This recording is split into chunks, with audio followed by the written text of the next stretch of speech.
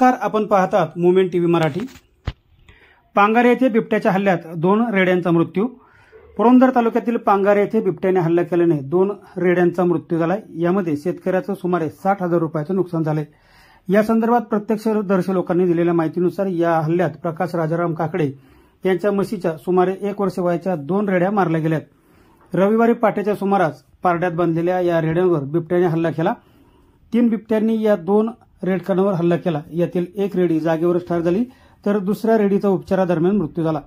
One विभागाने याबाबत पंचनामे केला असून अशा प्रकारचा हल्ला झाल्यास शेतकऱ्यांनी तातडीने वन विभागाला कळवावे असे आवाहन करण्यात आले। बिबट्याने हल्ला केल्यास त्याच्यावर प्रति हल्ला करण्याचा प्रयत्न करू नये असे देखील वन विभागाच्या वतीने सांगण्यात आले। अशा हल्ल्यात वन विभागाच्या वतीने नुकसान भरपाई देण्यात येते। लोकांनी कोणतीही आगळीक करू नये असं आवाहन वन विभागाच्या वतीने आज मंगळवारी सकाळी 11 वाजता करण्यात आले।